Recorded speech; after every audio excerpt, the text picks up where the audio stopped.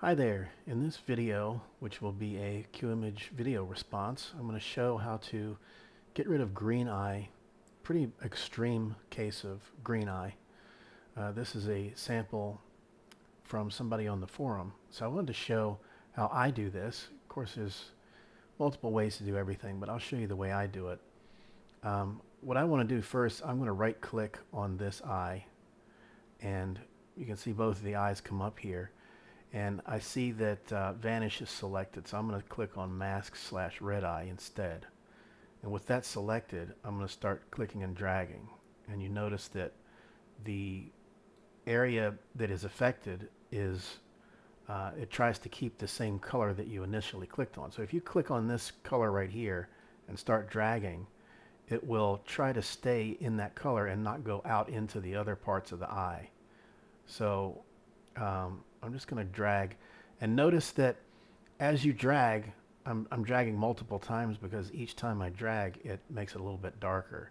So you can see that as I drag here, I'm dragging different amounts here and it's not doing anything. Keep dragging a little more until you see an effect. And again, that's happening because it's trying to follow the color that you initially clicked on and not affect things around it. I'm going to click again.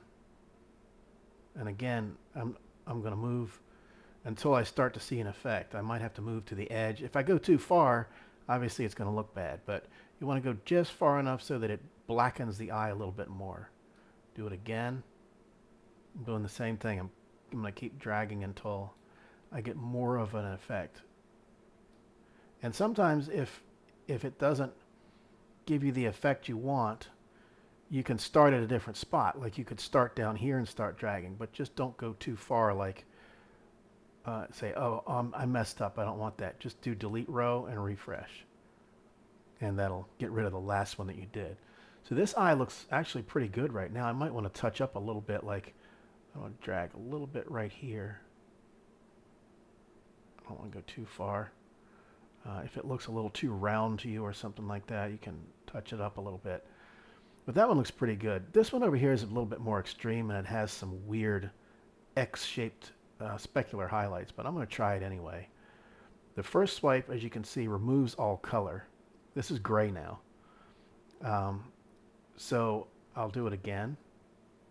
And like I said before, keep going until you get an effect.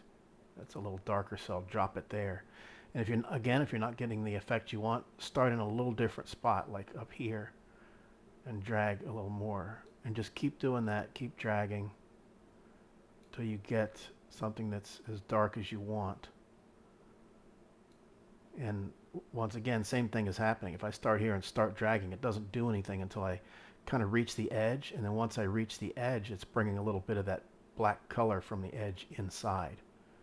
Just keep doing it until I get, darker and darker and darker. Do it again. I mean, you can do this quickly. I'm slowing down for the purpose of the video. But the more you click and drag, the more it's going to fill that eye in with the shade that you want.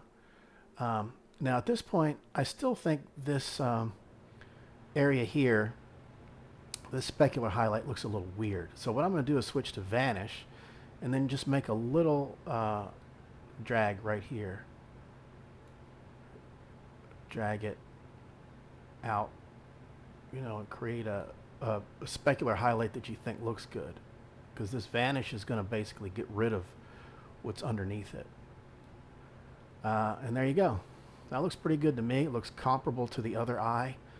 On the other eye, if I wanted it to make it look a little bit more symmetrical, I might, this tiny little dot right here, I might click on that and drag it and get rid of that. Now there's 2 dots on each eye.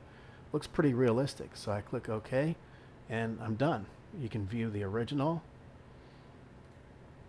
and the one that you just filtered. So that's a quick tutorial on, it takes a little bit more effort because this was a really extreme case of green eye where there's blown out areas and X-shaped specular highlights and things like that. So it does take a little bit more effort, but this shows you how to get it done, to get the job done in a case like that. So thanks for watching.